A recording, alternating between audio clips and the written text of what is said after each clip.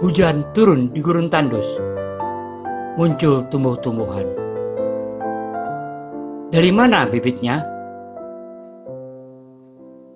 A'udzubillahi minasyaitonirrajim. Bismillahirrahmanirrahim. Assalamualaikum warahmatullahi wabarakatuh.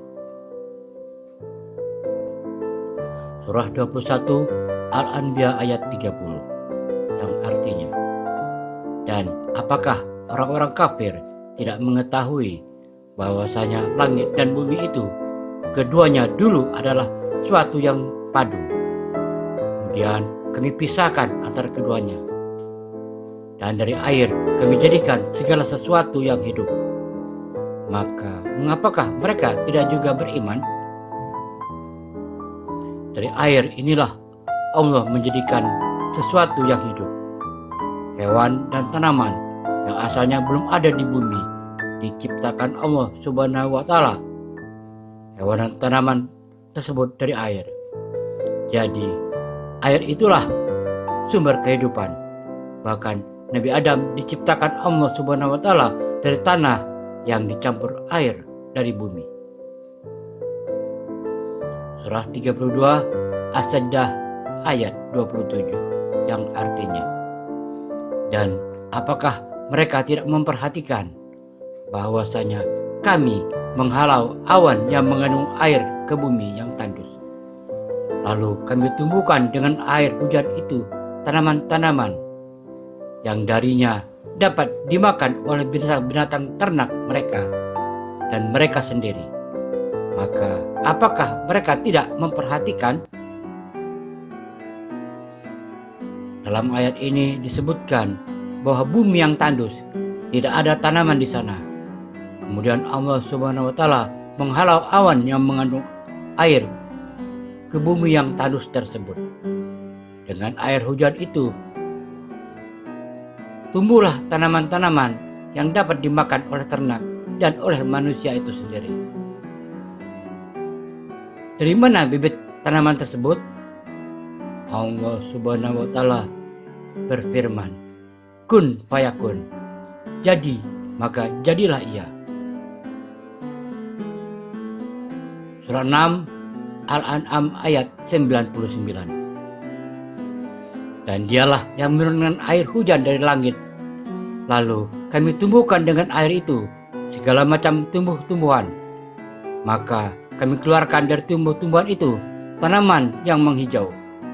Kami keluarkan dari tanaman yang menghijau itu butir yang banyak, dan dari mayang kurma mengurai tangkai-tangkai yang menjuntai, dan kebun-kebun anggur. Dan kami keluarkan pula zaitun dan delima yang serupa dan tidak serupa. Perhatikanlah buahnya di waktu pohonnya berbuah, dan perhatikan pula lah kematangannya. Sesungguhnya pada yang demikian itu ada tanda-tanda kekuasaan Allah bagi orang-orang yang beriman. Dalam ayat ini, dengan air hujan dari langit tumbuh segala macam tumbuh-tumbuhan.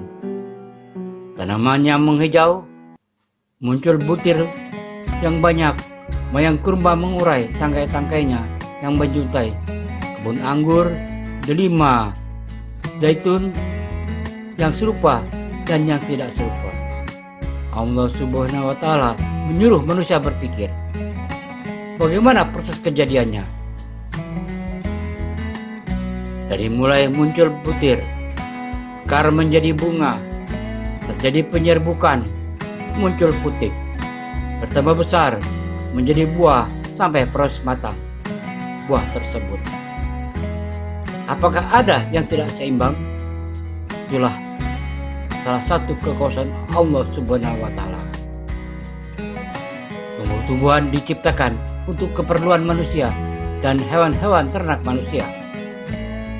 Tumbuh-tumbuhan juga termasuk makhluk hidup yang tumbuh dan berkembang, terdiri dari jantan dan betina. Hanya bedanya, tumbuh-tumbuhan tetap di tempatnya, sedangkan manusia dan hewan bisa berjalan. Ketika melihat ayat-ayat yang bersangkutan dengan penciptaan manusia dan makhluk hidup, jelas melihat bukti keajaiban. Salah satu keajaiban tersebut adalah penciptaan makhluk hidup dari air. Dengan informasi tersebut jelas dinyatakan dalam ayat-ayat selama ratusan tahun. Kemudian barulah adanya sebuah penemuan mikroskop. Sebagaimana dilansir dari Miracle of the Quran, Selasa tanggal 8 November tahun 2016 yang lalu.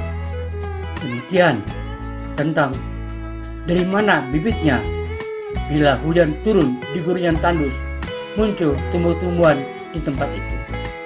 Semoga bermanfaat. Wallahu alam. Assalamualaikum warahmatullahi wabarakatuh.